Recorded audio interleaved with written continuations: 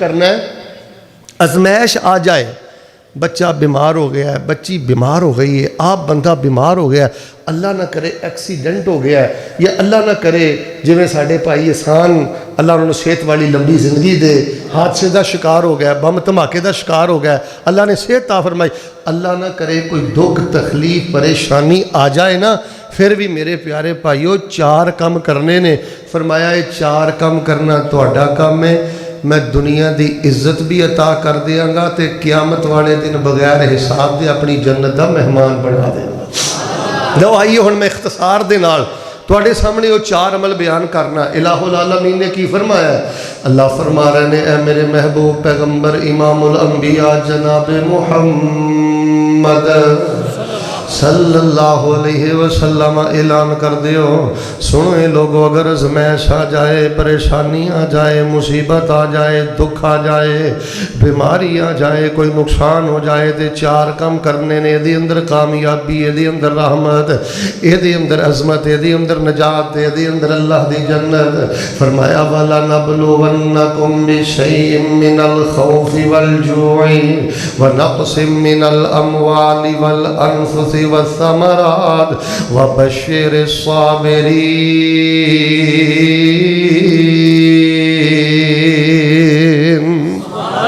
رب دا قرآن کہہ رہے ہیں آزمائش ہو کے رہے گی، پریشانی آ کے رہے گی، غربت آ کے رہے گی، مصیبت آ کے رہے گی، کوئی نہ کوئی آزمائش تہاڈی ہو کے رہے گی۔ حضرات ذی وقار سب نالوں پہلا کام ہے میرے مسلمان بھائیو، ذہنی طور تے تیار رہنا ہے، کسے ویلے بھی آزمائش آ سکتی ہے، کسے ویلے بھی کوئی پریشانی آ سکتی ہے، کسے ویلے بھی کوئی امتحان ہو سکتا ہے۔ اللہ پاک دی قسم جڑا بندہ ذہنی طور تے پہلے تیار رہے کہ میں دارالعمل دے اندر، میں دارالامتحان دے اندر بیٹھا، آزمائش آ جائے تے پھر بندہ صبر کر جاندا ہے، آزمائش آ جائے تے بندہ پھر صلاح سکینت عطا کر دیندا ہے۔ میں مثال دے کے گل سمجھانی چاہنا، ہن بندہ کرائے دے مکان اندر رہندا ہے، یہ ذہن بنا کے بیٹھا کہ کسے ویلے بھی مالک مینوں مکان چوں کٹ سکدا ہے، اچانک سامان چکے گا انہوں پریشانی نہیں ہوئے گی۔ یا بندہ حج عمرے لے جاندا ہے، انہوں پتہ ہے ایئرپورٹ تے میرا وقت ضائع ہو سکدا ہے، پہلے ذہنی طور تے تیار ہوئے گا تے پریشان نہیں ہوئے گا۔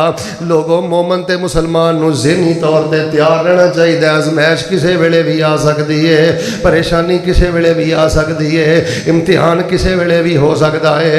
یہ اللہ پاک نے جہان بنائے آزمائش تے امتحان واسطے وے۔ جیڑا بندہ ذہنی طور تے تیار رہے پھر وہ بندہ شرک نہیں جے کردا، پھر وہ بندہ ظلم نہیں جے کردا، پھر وہ بندہ اللہ پاک دیاں حداں نہیں جے پھلاندا۔ فرمایا وَلَنَبْلُوَنَّكُمْ بِشَيْءٍ مِّنَ الخوف والجوع ونقص من الأموال والأنفس والثمرات وبشر الصابرين الذين إذا أصابتهم مصيبة قالوا إنا لله وإنا إليه راجعون أولئك عليهم صلوات من ربهم ورحمة وأولئك هم المهتدون۔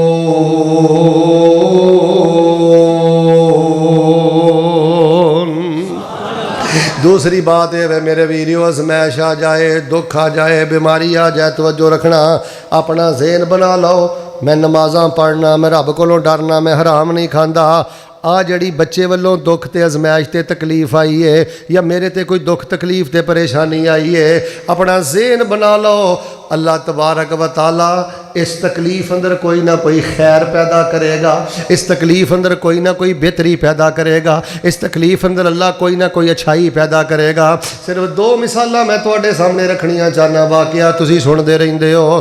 حضرت ابراہیم علیہ السلام تے کڈی وڈی آزمائش آئی، وقت دا ظالم بادشاہ حضرت سارہ دے نال زنا دا ارادہ کرنا چاہندا ہے، کمرے دے اندر سیدہ سارہ نو بند کر لیا ہے۔ حضرت ابراہیم بڑے پریشان۔ میں ایک سوال کرنا چاہنا، جے دی بیوی انج کمرے دے اندر بند ہوئے تے بدکار زانی کمرے دے اندر بندہ موجود ہوئے، کتنی بڑی آزمائش ہے۔ حضرت ابراہیم بھی اللہ کو دعا کر رہے ہیں، سیدہ سارہ نے بھی 2 رکعت نفل نماز پڑھی ہے، سیدہ سارہ نے بھی وضو کیتا ہے۔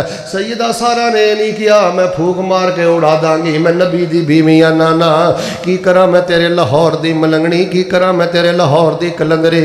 سیدہ سارہ رضی اللہ تعالیٰ عنہ نے بھی نفل پڑھ کے رب کو مدد منگی ہے۔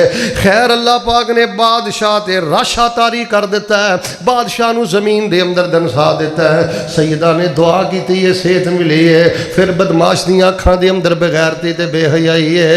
سیدہ نے پھر نماز پڑھ کے دعا کی تھی، ابراہیم نے دعا کی تھی ہے۔ انہاں نے دیکھ لو صبر کیتا ہے، اللہ نے اس شر دے اندر، اس تکلیف دے اندر خیر کی رکھی ہے۔ انہیں اپنی حاجر جڑی ہے اے سیدنا ابراہیم علیہ السلام نو اپنی بیٹی دے دیتی ہے۔ سیدنا ابراہیم نے حضرت حاجر دے نال نکاح کر لیا ہے۔ حضرت حاجر دے بطن چو اسماعیل پیدا ہوئے نے، تے حضرت اسماعیل دی لڑی چوں اللہ پاک نے معصومہ دے امام الانبیاء نو پیدا فرما دیتا ہے۔ ازمائش آئی، اللہ نے تکلیف دے اندر خیر نو رکھ دیتا ہے۔ پھر میں کیوں نہ کہاں فَلَنَبْلُوَنَّكُمْ بِشَيْءٍ مِّنَ الْخَوْفِ وَالْجُوعِ وَنَقْصٍ مِّنَ الْأَمْوَالِ وَالْأَنفُسِ وَالثَّمَرَاتِ وَبَشِّرِ الصَّابِرِينَ۔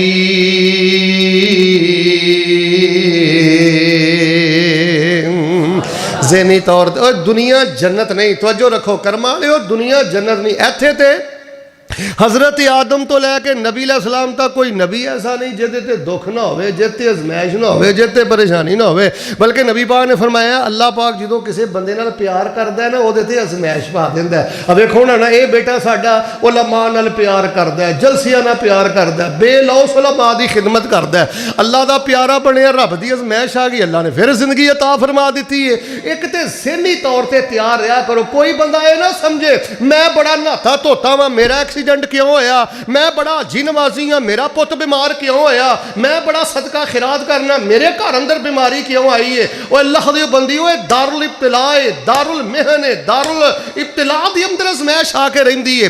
ذہنی طور تے ریا تیار رہیا کرو۔ پہلی تے گل ہے پناہ منگو، 1000 دفعہ پناہ منگو، لیکن ذہنی طور تے تیار رہو، ازمائش آ سکتی ہے، میرا رب میرا امتحان کر سکتا ہے۔ تے پھر جدوں ازمائش آ جائے نا، تے پھر بندے نو پیراں دا نا ایڈا کچا نہیں ہونا چاہیے، لائی لگ نہیں ہونا چاہیے، مرو نہیں کرنا چاہیے، اپنا عقیدہ نہیں بیچنا چاہیے، اپنا ایمان نہیں بیچنا چاہیے، بلکہ وہ انگ انگ چو آواز آنی چاہیے، میرے اللہ نے مینوں جس ازمائش اندر رکھیا ہے، صبر کرنا میرا کام ہے، اس ازمائش اندر ہزاراں خیر دے دروازے کھول دینا رب العالمین دا کام ہے۔